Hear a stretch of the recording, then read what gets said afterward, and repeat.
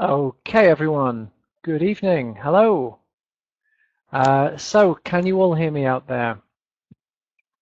If somebody could just say yes, that would be great in the chat so I know that. Yes, great. Fantastic. Fantastic. Okay. So, thank you all for joining us here this evening for another webinar with me. So, if you haven't seen me before, my name is Dave, and I've been working for Ingleks for almost 5 years now. And I am a native English teacher from Leeds, which is a city in the north of England. So I've been a teacher for 9 years, and of course I've got almost 5 years experience teaching Russian people and Russian speakers, of course, because I'm sure some of you are from Ukraine or Kazakhstan. So yeah, good to see you all. And we're going to be talking about phrasal verbs, of course, which is something I think people find very, very confusing. And it's hard to get your head around. Which is to get around, meaning a phrasal verb meaning to understand something. So a phrasal verb is a verb, a doing word, that is made up, there's another phrasal verb, of a main verb and an adverb or usually a preposition, sometimes both. And on their own, they don't really make much sense, and it's hard to know what they mean at first. So that could be something like find out. So find out means to discover, to learn something. So go on Google and find out what the weather will be. So why does out and find mean that? It doesn't really make sense. How do I know that? Well, I heard it many, many times learning how to speak as a child with examples, and that's why it makes sense to me. Okay, so with phrasal verbs, it's about hearing them. If you hear new ones, you can write them down. You can use the internet now. It's a wonderful thing to find other examples. You can practice using them, making sentences. Most software with spell check will correct you if you use a phrasal verb incorrectly. So, as you may know, there are not only 15 phrasal verbs, of course we're talking about the most common ones, there are thousands, because of course there are thousands of verbs, and therefore there's a lot of ways of combining those verbs. So there are new ones being created every day just through people speaking, new expressions. I'll give you an example. Log on. Yeah, so log on to Skype, log on to your profile. People were not saying that 20 years ago. And there's newer ones that I haven't heard yet, or that I will never hear.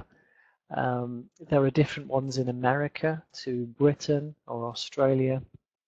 So it's hard to understand all of them, and you shouldn't expect to learn all of them because you won't.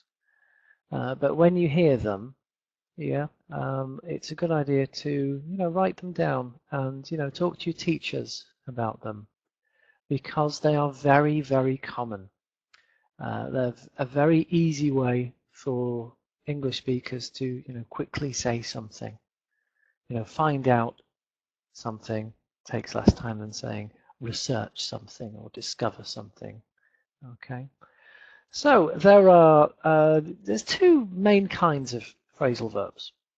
There's something like find out, as I've talked about, which is what we call separable, meaning we can separate that, find something out. Yeah. Compared to others which cannot be separated, and I will tell you with each of the phrasal verbs we talk about tonight which ones are separable and which ones are not. Okay, so with separable phrasal verbs, the object can come after the phrasal verb. So, for example, you have to do the job over. Yeah. So do over is an American phrasal verb we don't use, meaning do it again. You have to do the job over, or you have to do over the job. Yeah, you can separate them. I want you to find things out, or find something out. Okay. So let's get started with some of the first ones. Okay. Here we go. So can everybody see the changing slides? Yeah, do we see the pictures changing? Yeah, good. Okay, so we're going to be starting off with looking at some really common verbs. They're going to be phrasal verbs. They'll be in alphabetical order. The first one is bring up, and it's separable. You can bring something up. So if you haven't heard it before, there are many uses of bring up. The first one is used to talk about bringing up your children, parenting. Yes, so for example, something that makes me different to you is that I was brought up in Britain. You were brought up in a Russian-speaking country, perhaps, or a Russian-speaking community. I was brought up speaking English, so my parents brought me up. Okay, I was brought up to speak English. Yeah. My brother has children now, so he's bringing up his children. And bringing someone up ends when they are an adult, really, or when they've at least when they leave home. Okay. It is often confused, I find, with grow up. Grow up. So grow up means change from child to becoming an adult. You can bring someone up, but you cannot grow someone up. Yeah, you grow up. That's what you do, and then your parents bring you up. I hope I'm making sense of that. So the example here is their grandparents brought them up because their parents were traveling, for example, there. Okay, so that's one use. And as with many phrasal verbs, there's another use which means something completely different, which is one of the reasons that English is a hard language to learn. So when you bring something up, you mention something. You remind someone of something. So, you know, I have brought up the idea of using phrasal verbs for different things. So the example is, don't bring up the fight again. We were talking about that before. We're talking about something different, and you've reintroduced it into the conversation. That is bringing it up again. Okay, so there's something I need to talk to my boss about, so I'll bring it up during the meeting. I'll mention it. Yeah. Yes, Anastasia, it is separable because you can bring something up in the meeting, for example, mention it. So bring up is separable, both for bringing up children and, of course, bringing something up, mentioning something in a conversation. Okay.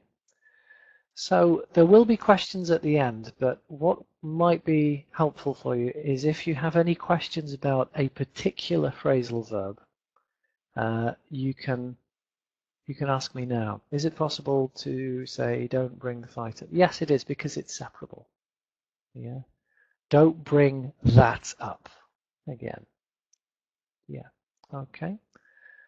I'll wait a moment for people to write any. You're welcome. Any questions about bring up before we move on to the next one? Okay.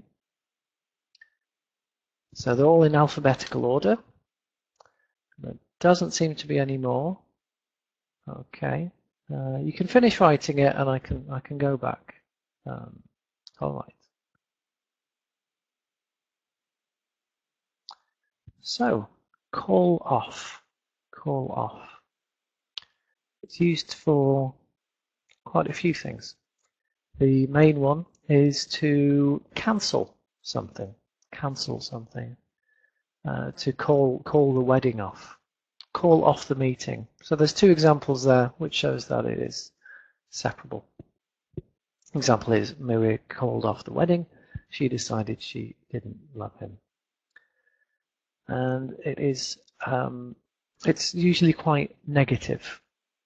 Usually quite negative in terms of its associations. You know, calling off the meeting, call off the wedding. Fortunately, we didn't call off the webinar tonight. That's call off, call something up. So a question about bring up an example. Yes, you can bring up something, yeah, or bring something up. Yeah, so that something could be anything, a topic. Okay. So getting back to call off, the second meaning is usually an instruction given to someone, somebody who works for you, or an animal, when somebody is attacking. So call off the attack. So it's used in war. Call off your dog. Yeah, so if your dog is doing something that the dog shouldn't be, you'd call them off. Yeah, you'd shout at them, tell them to stop. But yeah, calling off something or someone when they're attacking.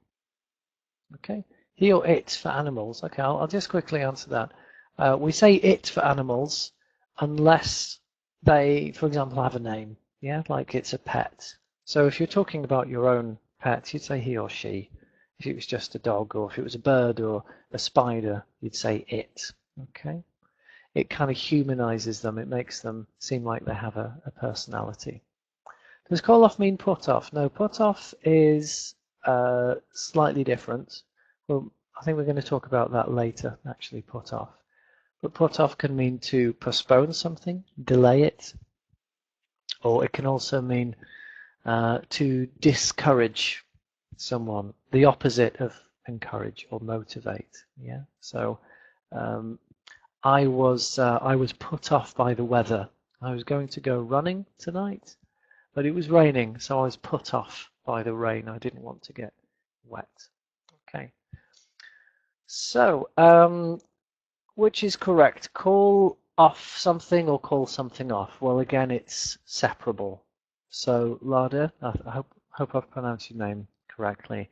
You call something off or call off something. Call the wedding off, call off the wedding. Okay, is call off the same as, oh, I've answered that one. Yeah, okay, good. So let's move on. You're welcome. Okay, carry on, carry on. I think most of you might have heard of that one because it's a really, really, really common one. And it means to continue. Don't stop. Yeah. Carry on talking about phrasal verbs. Again, Sefer will carry it on, carry the project on. Okay, so very, very, very common, as I've said. It is sometimes used to talk about poor behavior. Yeah, like the kids in my classroom were carrying on. So it's a completely different meaning to the first one, which again makes it really, really confusing. So the children were carrying on, they wouldn't stop talking and shouting, they wouldn't settle down, another phrasal verb, settle down, they wouldn't relax, they wouldn't be quiet, they wouldn't pay attention. So call off is a synonym for cancel, as I said. Yeah, so just to clarify that. Yeah. So let's carry on. So let's continue, let's carry on and talk about our next phrasal verb. Okay. So come across. Synonyms like encounter or meet, but we use meet for people. So when you come across something, you find it. You find something you were not looking for. So maybe you're reading your textbook and you come across a new word. and you think, what does that mean? I haven't heard that before. So you came across the word. A common mistake by Russian speakers is to say, I met a new word. And that is the perfect place to say, I came across a new word. I was reading my book and, came across that. I was walking outside when I came across a bag that somebody had dropped. Okay, so come across is just to notice something, see something new, find something that you were not looking for, essentially. So just to clarify, we can say meet for people. Yeah, so I came across a very, very clever student in my class one day. I was amazed. So we can use it with people. All right.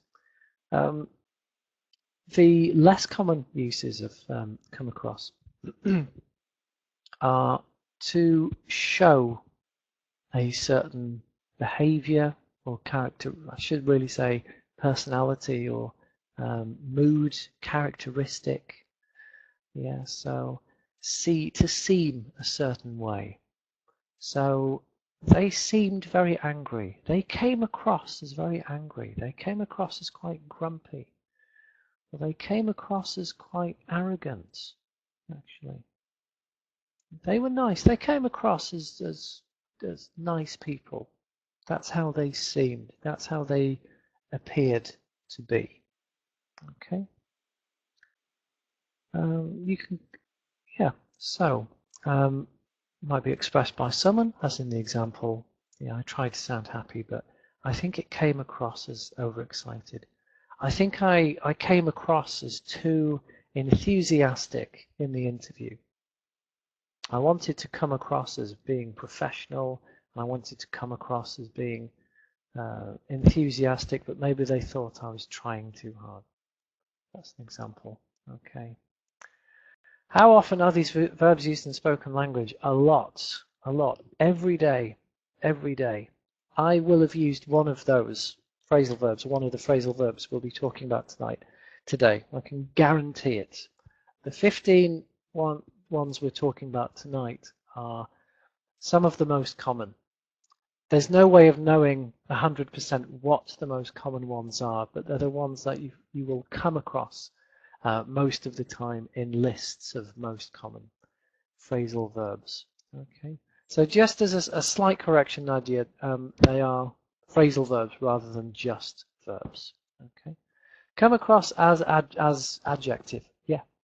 Yeah, come across as being a certain way. Okay, but it's behavior. Yeah, you wouldn't say it's coming across as hot today. That wouldn't work. It'd have to be a person's behavior. Okay, and yes, I suppose I've come across as. Yeah. Okay, and it's inseparable. You cannot separate come across.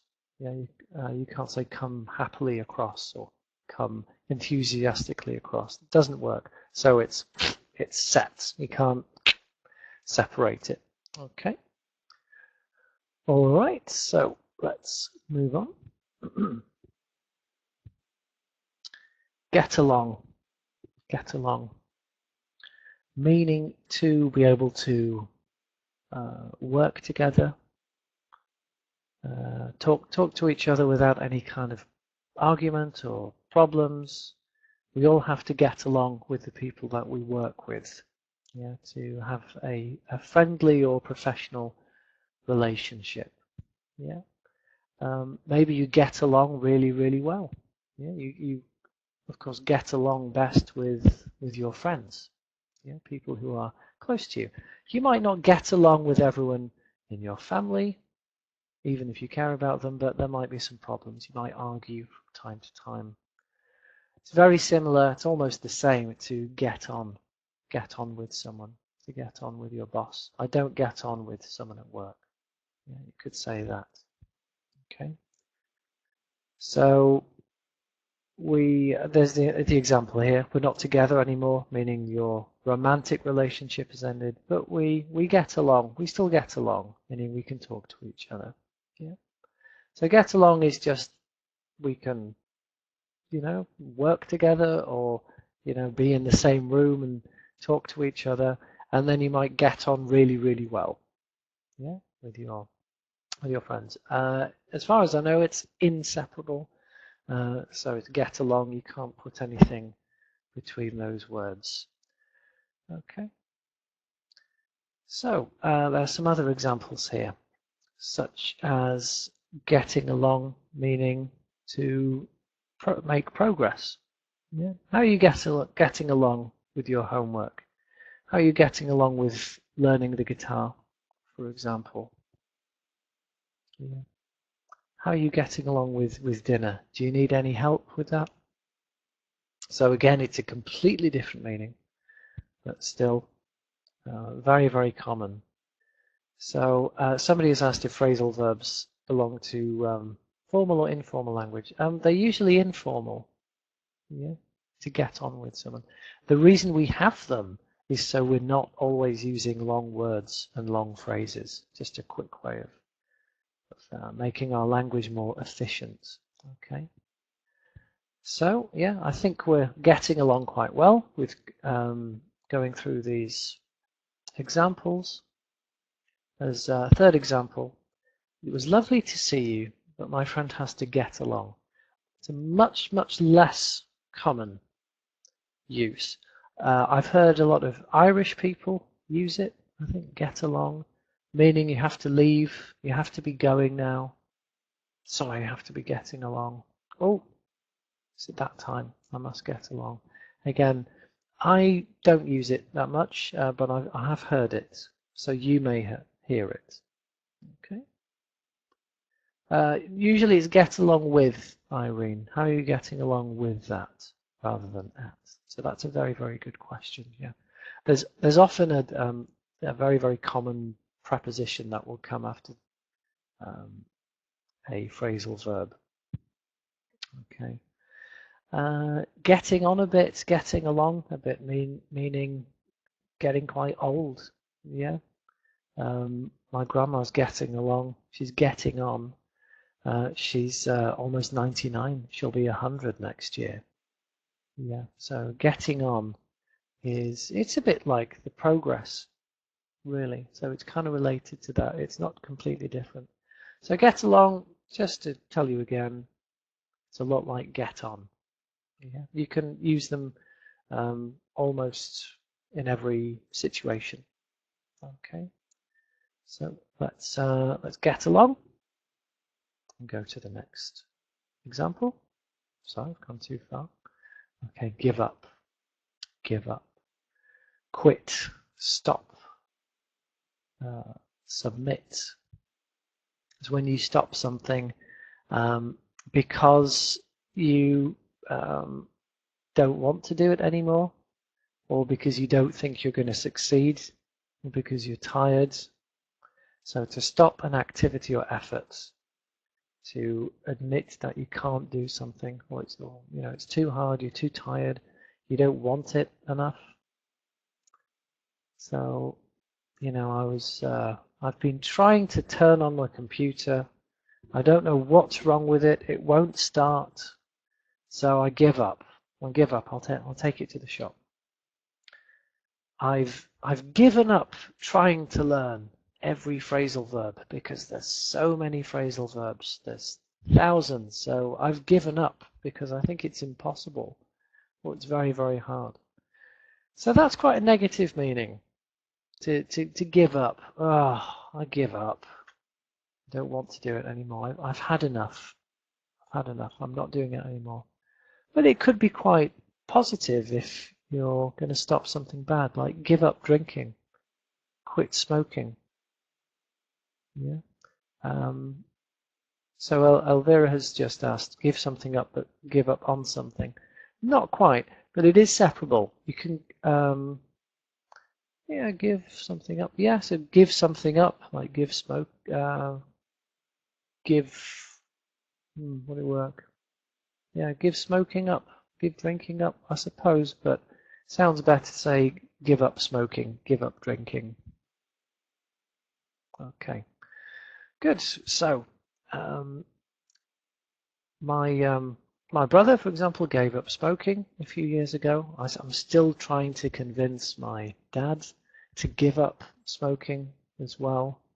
But giving something up, there you go, giving something up is very, very hard if it's a habit. Giving up certain mistakes that you make in a language can be hard as well. But don't give up, keep going. Okay, go on, don't stop. Go on, meaning when somebody's speaking and you want them to continue, say, yeah, please go on, please continue, go on. There's an example here, went on, yeah, which would be past as well. So we're going to go to Paris and then we're going to go on to Italy and go on to Spain and all of those things. Excuse me, I'm recovering from a cold last week. In the World Cup in Russia last summer, Russia beat Saudi Arabia, and then they went on to beat Egypt, and then that meant they could go on to the next round where they beat Spain, and then after that they went on to face Croatia, I think, and they were very unlucky there. Yeah, so that's when you go on. Yeah, you make progress or you continue. All right. It might mean go ahead of us. You know, so you go on to the restaurant. I'll follow you. I'll be behind you. So that's going on in terms of progress. Yeah. The show must go on. Very, very common expression, meaning there's been a problem, somebody can't come, or whatever, but we have to continue. The show must go on. It's an expression from theatre. You know, one of the actors is hurt. You don't think you can continue, but you think we have to find a way. The show has to happen. We have to finish. It's also a really great song by the British band Queen, of course. So what's going on? What's happening? That brings us to the second meaning, the second use, I should say, of go on. What's going on here? Meaning what's happening? Yeah. What's been going on in your life? You might say that. You know, what have you been up to? How's it going? Yeah. It's not an expression from the Queen, it's a song by Queen, the band, Irene. So, yeah, what's going on here? I'll tell you what's going on here. I'm talking to many, many people I can't see, which always feels a bit strange. Hopefully it's interesting. That's what's going on. That's what's happening right now. Okay. And the final use of go on that I'm going to talk about before I go on to the next phrasal verb is when you're trying to encourage someone to do something. Go on, try it. Oh, go on. Do you want to go for a drink after this? Go on. Yeah.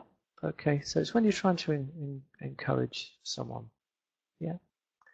Okay. Let's go on.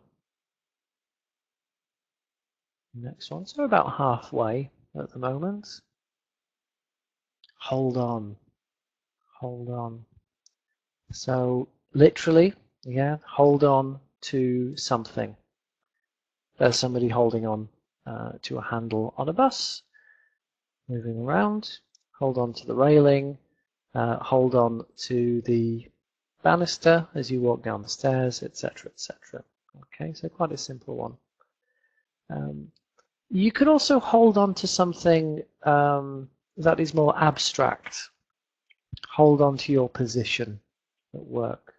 Hold on to your opinion. Hold on to your beliefs, for example. Yeah? Don't let it go. My heart will go on. I think the meaning, I'm not quite sure. I assume it means my heart will continue, meaning my love will continue. I will continue to love you. So that's from the movie Titanic, isn't it? when one of the main characters die. So she continued to love him until she was an old woman. So her heart went on. Her love went on. It continued. Okay, good.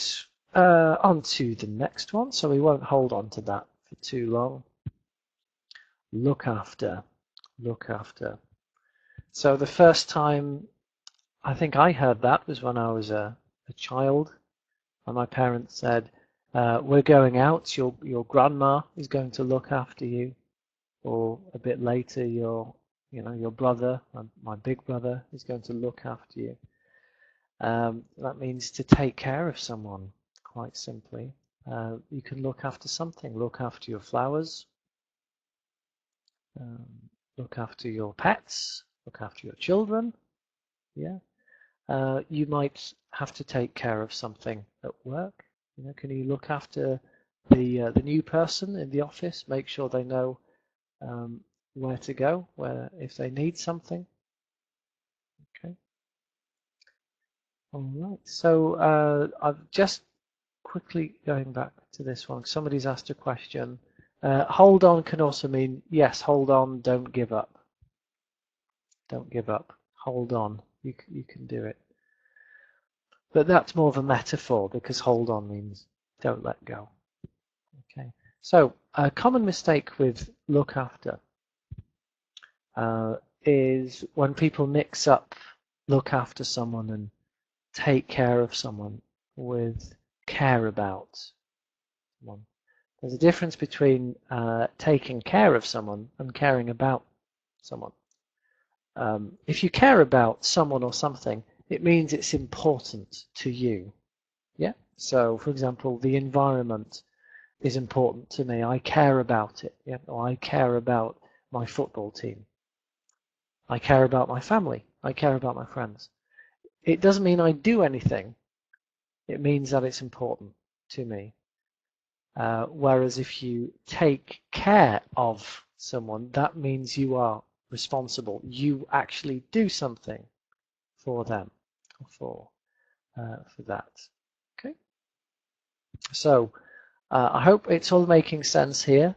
Please, if I can help, you can ask a question while I'm talking about that particular phrasal verb, because I'm trying to look after you and look after your your educational needs. So, next one, this one. Okay. So look forward to something. Look forward to something. Meaning you're excited about something that's going to happen soon, or you want it to happen. You're happy about something that is going to happen in the future. Most people say they look forward to the weekend, for example. A lot of you might be looking forward to New Year and having some time off or seeing your family, things like that. It's a great alternative to another common mistake, which I talk about a lot, but the common mistake like, I'm waiting for the weekend. So what you would say there is, I'm looking forward to the weekend, because waiting is just waiting for something to happen, good or bad. It doesn't mean you want it to happen or you're excited about it happening. It's like you're waiting, waiting to ask a question, waiting to go home, waiting for your bus to arrive. Okay. So yeah, look forward to something.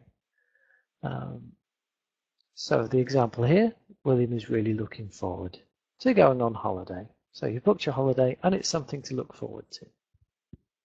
Okay. It could also mean looking forward to the future. People say that quite a lot. So looking forward means in the future. Very, very similar, but it means something different. Okay. So looking forward, there might be another webinar about something else. Looking forward, this week, I've got some more lessons. Yeah, okay. Could you explain the difference between taking care and caring about one more time. Yes, because it's important. It is important. So, I don't really take care of much in my life. I, of course, have to take care of. I take care of my wife when she's not feeling well. I take care of my plants. I used to take care of my cats, but they died. Not because I didn't take care of them very well, but because they were very old. And if you have children, of course, you have to take care of them. It's the same as looking after someone or something. Okay. So the difference between taking care of someone and caring is that caring about someone means that it's important to you. You do not do anything. So I care about how you feel. I care about my students learning something. I care about everyone here tonight hopefully learning something or finding it interesting. Yeah. So I hope that's helped you, but I'm going to move on because I think most people understand that. If you have an English teacher, or if you, especially if you have lessons at Ingлекс, and if you don't, you should. That's something you can talk about. Okay, you're very welcome, Julia. Okay. So let's look. And somebody also asked something about, I can't wait for weekends. Look forward to. Yes, good point. Good point. When you're looking forward to something, it is similar to saying I can't wait. I can't wait means that you're excited about something, and you're so excited it's like you can't wait. Waiting is too hard, even though you have to. So yeah, they're both related to being excited about something that is going to happen in the near future. Okay. So let's move on because we're looking forward to some more. So looking up. That's literally looking up, looking up. Look up at the sky. What can you see? Look up at the ceiling. Look up there. Could be, it's like looking down. But there's many other uses of that phrasal verb. It's a bit like find out. Yeah, so find out something, research something, learn about something. Look up means search for something, some information in a book. I suppose you could look something up on Google these days. Yeah, so I don't know what that word means. I've come across a new word, so I'm going to look it up, or look up that word in a dictionary. So yes, Ksenia, it is separable because you can look something up or look up a word, for example. Okay. Looking up is a phrasal verb that has other meanings as well. So I'm going to talk about other meanings now. And the first other meaning is to improve, like the economy is looking up. Things are starting to look better, and that's more about looking up. Things are, business is looking up. So yes, things are starting to get better. Okay. There is another meaning which Elvira has mentioned, to look up to someone, and that means when you look up to someone, you really admire them, you really respect them. Maybe you've got a really, really good boss and you look up to them. You want to be like them. I think for a lot of people, the first people in your life you look up to are your parents. To look up to someone, being a role model. Okay, so 3 uses there. Mainly, it is to actually look up, to research something, look up something in a book. Third meaning is when things are improving, like the economy is looking up. And the fourth meaning, when you look up to someone, is when you respect someone. They are like a role model for you, or maybe you even idolize them. Okay, moving on. So, put something down.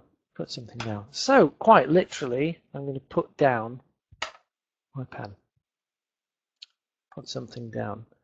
So that's to, put something down on the table.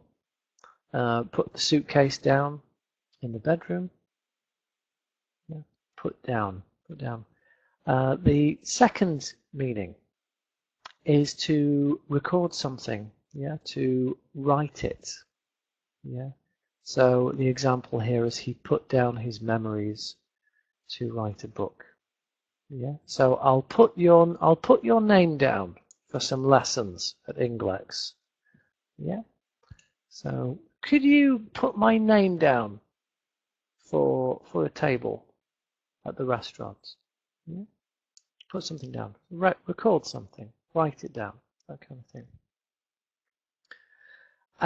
There are some less common uses that I'm going to quickly mention. I mentioned that I used to look after my cats.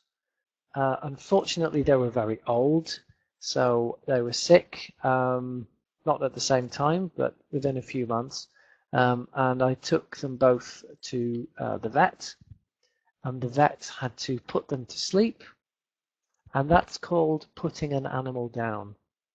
They said, I'm very, very sorry, but they're very sick, and the kindest thing to do is to have them put down.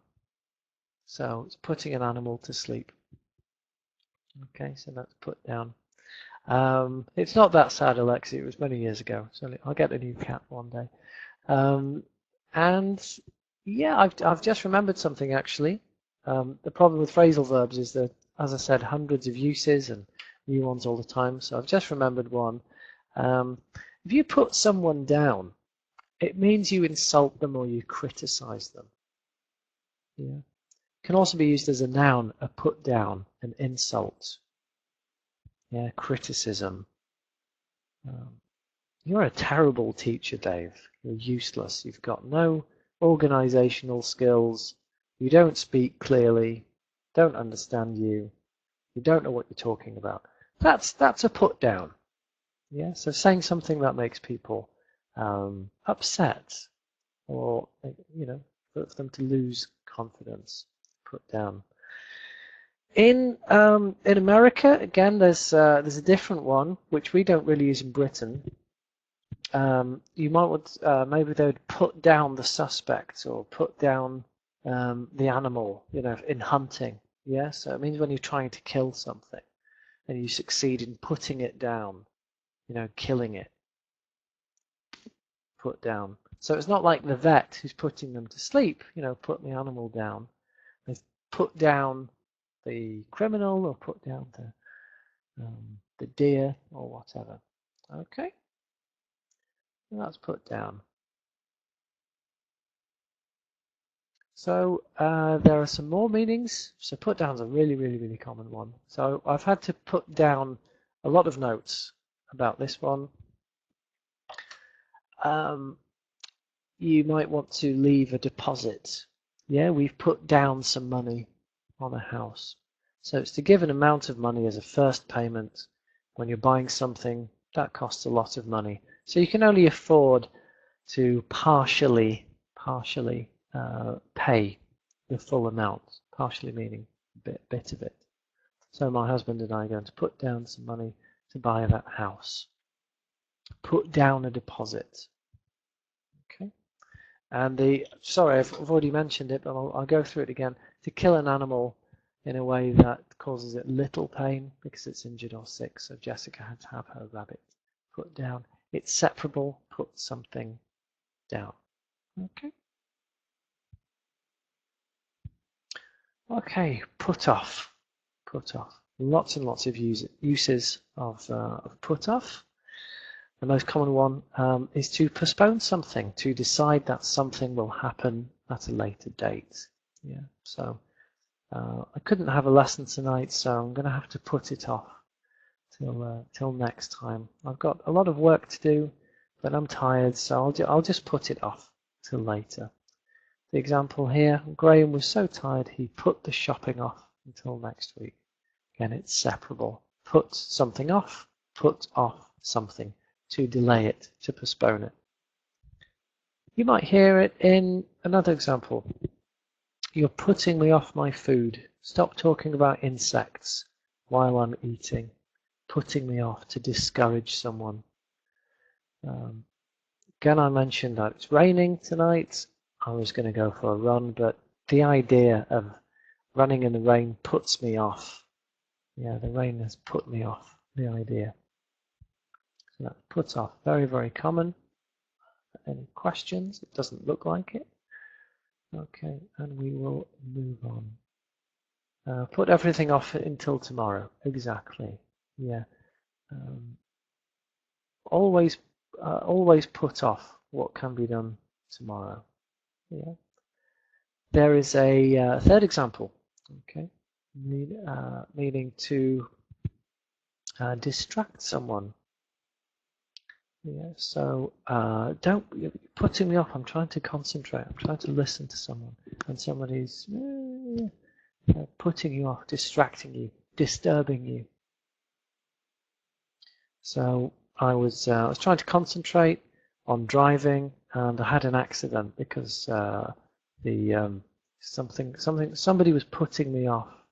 Yeah, it was very dangerous. Somebody was shouting at me, or there was a distraction, something happening. So let's go through the examples again to put off. So put something off, to delay it, do it later, do it tomorrow, do it the weekend. To dissuade somebody, to make them less likely to want to do something. So I'm eating, please don't talk about disgusting things, you're putting me off my food. And again, when you're trying to focus, it's the third one, when you're trying to focus and somebody's distracting you or disturbing you, it puts you off. It puts you off. Okay, so we're nearly finished now. And I hope you've been able to put up with me for the last 45 or 48 minutes or so. So that is when you will tolerate someone, yeah, or something. It's getting cold now. It's winter. We all have to put up with colder weather. We just have to keep living our lives, putting up with it, putting up with the snow, putting up with the traffic. Yeah. At New Year, or for me for Christmas, we're going to have to put up with family members. You know, maybe you don't get along with family very well, but we're going to have to put up with them. Yeah, just have to keep living, doing what we do every day. So when you put up with it, you allow it. You just continue. Very, very common. So yeah, put up with someone, put up with something. Yeah. And that is inseparable there. There are other uses of put up, meaning put up some money, you know, like offer some money. Put down some money, put up some money. It's quite a new one, quite American, is put up. Again, it's a different meaning from put up with someone. So there are other uses, but the main one is put up with something. That isn't very good. Okay. So on to I believe our last one. So turn up. So it might be a good time towards the end to thank everybody. To thank everyone for turning up tonight, for coming. Yeah. Thank you for being here. Thank you for. So turn up means arriving. Yeah. My colleague always turns up late. Yeah. What time did Dimitri turn up this morning? Yeah. Turn up. So lots of you have turned up. Maybe you're looking for something. This is a second meaning now. So the second meaning is you're looking for something and then it's found by you or by someone else. Oh, it's turned up. I've lost my phone. And then somebody says, I'm sure it will turn up. I'm sure you'll find it. I'm sure you'll find it. So, where is Dimitri? He didn't turn up at work this morning. He didn't arrive at work. I don't know. We've lost him. I hope he turns up soon. I hope we find him. That's an example where there's two different uses of turn up, but used in the same kind of phrase. Okay. And then there's a kind of simple one. You know, hopefully you can hear me because I've turned up the volume quite high. Yeah, so turn up the volume on your volume switch. Turn up the heating. Turn something up. Yes, it's separable. Anastasia. I've had to turn up the heating because it's quite cold. Because it's the end of November. It's much colder than last week in Britain. So yeah, everybody's having to turn up their heating. Okay. So I'd just like to go through. By the way, if you've left me a question and I haven't answered it, yeah, you can, now's the time. And if it's about a particular phrasal verb, then you can just write that and then your question, so I know what it's about. So I think what I might do very, very quickly is just go through some of these again, just to go over. There's another phrasal verb. What we've had so far. So bring up your children. I'm bringing up this again to help you remember. Okay. Call off, cancel it, call off the wedding, call off the meeting. Carry on, don't stop. Please carry on speaking. Just going over the most common uses. Come across a new word. I came across something interesting in the textbook. Second common use. They came across as very, very interested. They seem to be very interested in what I was talking about. They came across as really bored. Okay. Get along. I'm starting a new job. I hope I get along with everyone. I hope I have a good relationship with them. Okay. Give up. Yeah. I really hope my dad gives up smoking soon. But I'm about to give up asking him and talking about it. It's mainly for my mother. I think she wants him to give up, but I think she has given up trying to get him to give up. Okay, go on, please continue.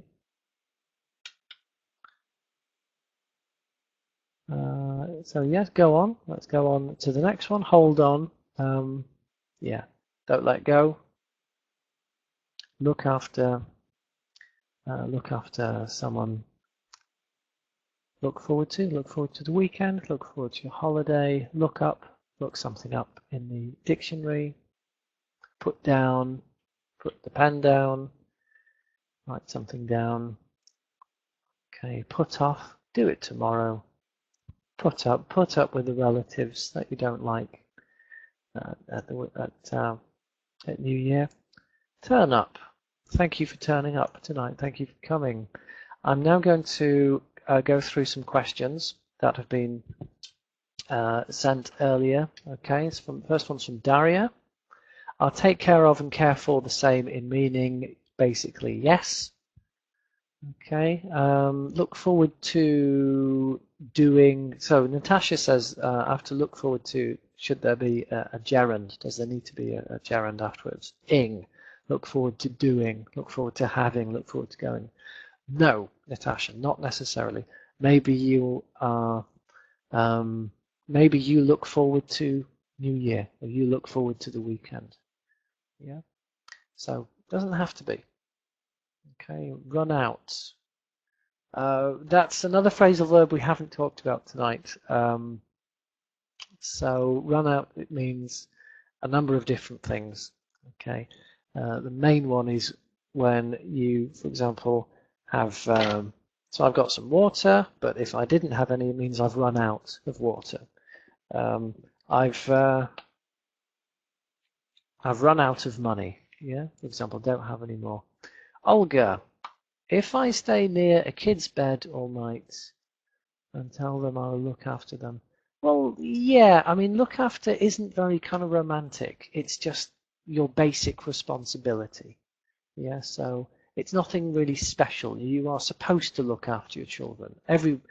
Unless you're a bad parent, you look after your children, so it's not a special thing. Unless somebody's scared or in danger, and you say, "Don't worry, I will look after you. I will look after you." Can I say look up for you? No, you look up to someone. Okay, and then Oksana says, "Will the British understand me if I use American phrasal verbs?" Yes. Well, I don't know. It depends what they are. Maybe you'd use a phrasal verb I haven't heard. As I said, there's thousands, so there's always a possibility. If it's something in pop culture that you've seen on TV, then yes, they probably will. Okay. So, yeah, so I hope that's been useful. If you come across them, I just want to tell you again, put it down. Yeah, so write it down somewhere when you come across them.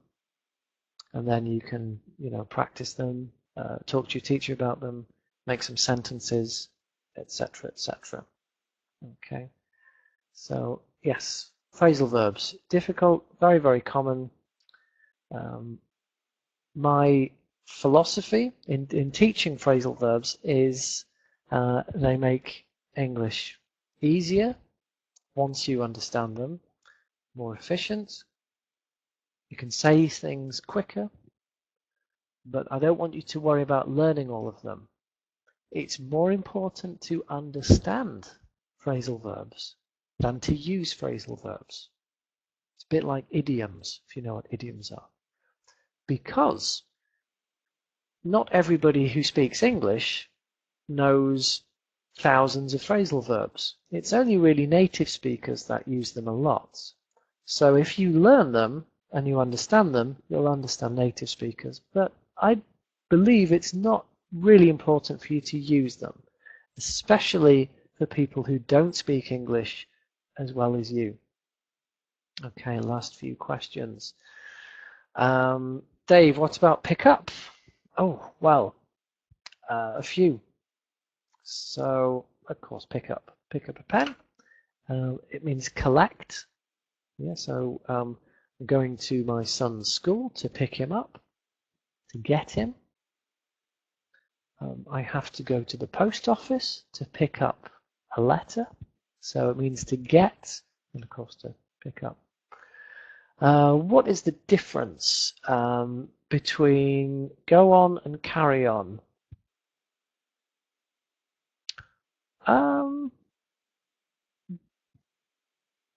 Go on, carry on. Carry on is is long term. Yeah, so I'm going to carry on working here for another year. If somebody was speaking, you wouldn't say please go on, meaning please continue. You would say, sorry, you'd say please go on. You would not say carry on, or would you? They're very similar, to be honest, so forget everything I said a minute ago. Basically, they are the same. Yes, yes. So sorry if I was confusing just now. Okay, so that's just about bringing us to the end. So if you've got, I don't mind staying for another minute or so. Just I'll brush up. Okay. I think this could start something where I'm getting hundreds of phrasal verbs, and that's the point. There are lots and lots and lots. Okay. So I hope it has been interesting. I hope it's been useful. I know that there'll be people out there who know all of them, or maybe you haven't heard of any of them, different levels of English, but I want to thank you for turning up. And for listening this evening. Okay, So I think that's all. Yes, thank you all very, very much.